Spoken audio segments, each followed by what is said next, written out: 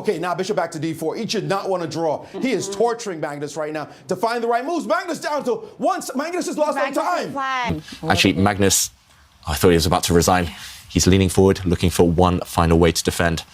And there's not even stalemate. I was thinking maybe there's some stalemating ideas, but no. And he resigns. Wow. Fine young man. He's going to beat Magnus 2-0. This game was phenomenal. Fantastic. Simply fantastic. What? The best. This is chess at its I can't even best. remember the first game, the first 3 games of the playoff. Wow. That's it. There it is. Ding Liren is the champion of the Sinkfield Cup. And this is a discovered check and ending the game. Magnus, last-ditch attempt. Instead of trying to run in this direction, he moves his queen up the board, but you can do anything here. You can even just get greedy, grab a couple of pawns, discovered check. Yes, the king gets to the corner, another check, but you've won so many pawns in the process. Maybe there's something even better. Okay, he allows the black king to run. This is a nice move, and the rook can come in as well. So it's just, I mean, well played, Ding, though. He's been fantastic, and he is a deserved winner. All he needs to do now is keep the white queen safe. You can even just capture the black queen, but if you keep the white queen safe, winner is the right word, Simon. Okay, he does it even better job. Brings his queen to the 7th rank, conquering the 7th rank. And I've noticed when he's confident, he always has a sip of this massive bottle of water, you know, so... we have a result. It's over. Ding Liren, you guys. Beats world champion Magnus Carlsen, world #1. This is not likely. So first Ding takes on c8. And now you can take with the queen.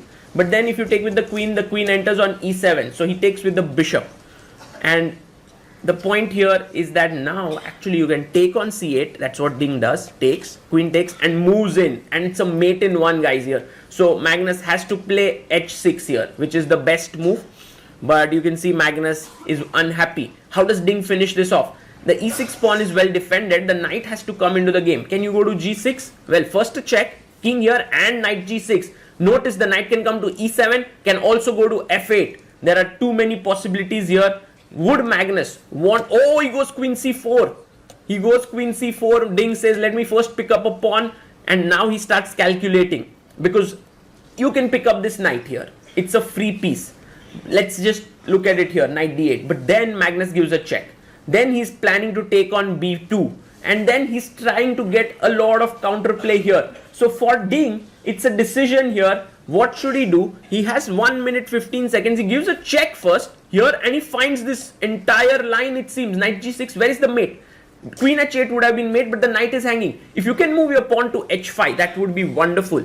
But it takes time, and Ding is so confident. He actually plays knight e7 and tells Magnus, you can take the pawns you want, you can give me few checks, but in the end my king is escaping and your king is busted because queen g8 is a checkmate here and there's no way to get around it with 4 seconds left for Magnus. What a firm handshake by Magnus, literally saying Ding. Check, forcing the king over.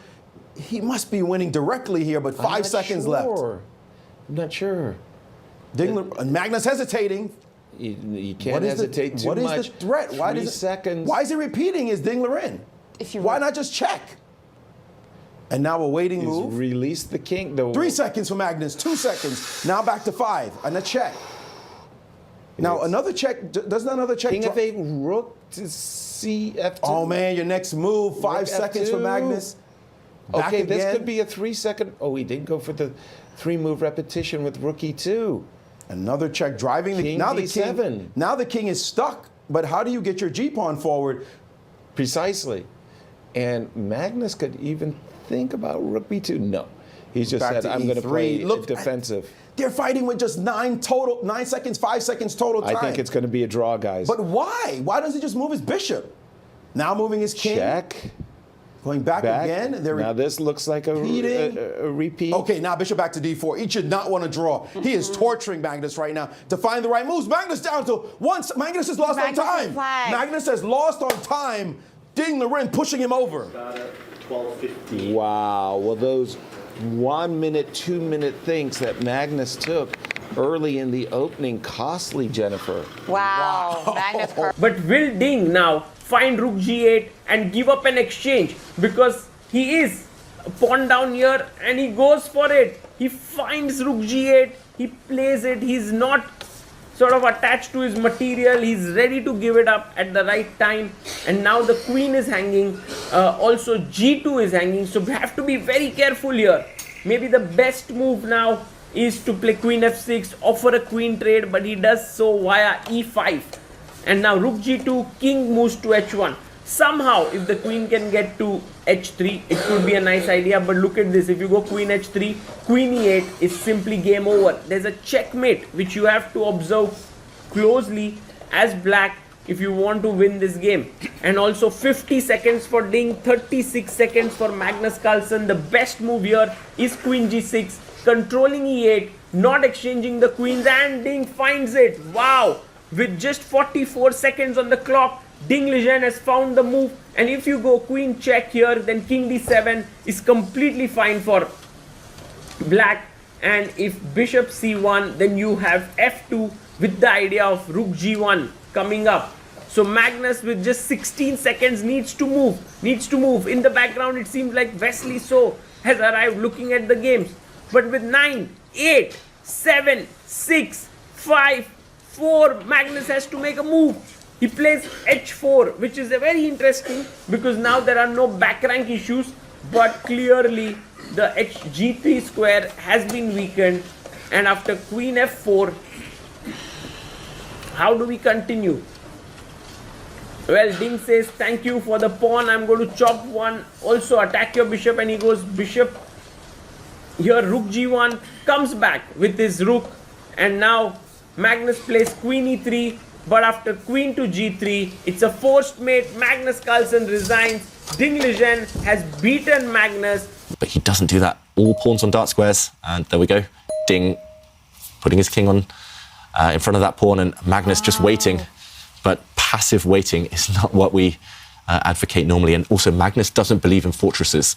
And here he's pretty much just trying to build a fortress. He's just trying to wait with the black rook. And okay, it's there we go. On the board. The white pawn stepping forward. Magnus shaking his head. He knows that checkmate in 3 moves is threatened, basically. Whoa. White's king is just going to step 1 square to the side. The white rook is going to come across. We have to show this, I think, because let's keep an eye on the players, because Magnus might resign any moment, but checkmate is coming. And Fantastic how do you stop game. it? Yeah, Yes. what a game. Actually, Magnus, I thought he was about to resign. He's leaning forward, looking for one final way to defend. And there's not even stalemate. I was thinking maybe there's some stalemating ideas, but no. And he resigns. Wow. We talked about that. We've seen it in the Sinkfield Cup. It would be amazing if this is the move that does it. He's not winning, however. He is not totally winning. It's a sacrifice. And Magnus took on a6, though. That one is worse for him as knight d5. Knight d5, and black is back in business. And black is on top. Bishop a7 played. Very quickly by Magnus. Instantly. Magnus is playing these moves like he had it all figured out. But what happens on... He's played queen c7, by the way. Yes, best move. But He's that finding knight's all the right moves. that By the way, knight's g5 coming is to hanging. F4. Bishop- Knight to f4. Yes, knight to f4. Queen to d7. Ooh, lots of threats. Magnus in real trouble. takes C1. And he's allowed this position. Guessing that he's H2. perfectly fine, but 2 rooks this for is a queen. this is lost. But hold on, there's still an a3 pawn on the board, guys. Yes, there is. Wow. How can this possibly be good for white? And bishop takes g5 and knight f4. Lots of mates threats. It on turns h1. out that he is okay as Magnus, but a draw is not enough. Remember, he must win. So magnificent defense is not going to get it done, and Black's pieces look amazing. He's just coordinating. Everything captured- defends each other. There's And not. capture on d6 now. Bishop f4. Ooh, Magnus, threat. queen f8. 97 alert. though. Whoa. Another Countermate retreating threat. move. Rook h1 Stop mate. retreating move. It's A rook mate h1 on mate. How do you stop h1. it? How do you stop rook How do you h1 stop mate? it? That's a spectacular shot, winning the game. The game is over. Queen d8 just spite check. King Spite g7. King check. g7. Rook h1 is mate. 2 amazing retreating moves, and it's over. Magnus can resign. We There's have to nothing play to stop f3. it. F3, bishop takes F3. F3. And that's And it. that's the same thing. That's That's it. it. Oh my What goodness. a game. That was even. Ding Oh, Liren. man. Oh, What a breakthrough for this fine young man. he's This going to beat game- Magnus 2-0. This game was phenomenal. Fantastic. Simply fantastic. What? The best Practice his chess at its I can't best. even remember the first game, the first 3 games of the playoff. Wow. That's And it. there it is. Ding Liren is the champion of the Sinkfield Cup. Our Sinkfield Cup champion, Ding Liren. Wow, congratulations. We're going to have to call him Mr. Ding Liren when he comes in to beat the world champion in a blitz playoff. And those moves, Bishop A8, Knight Wow, E7. spectacular. Spectacular. As Ding Liren gets a very deserved round of applause. But the applause isn't going to end anytime soon, as this celebration will certainly be long. I mean, this is just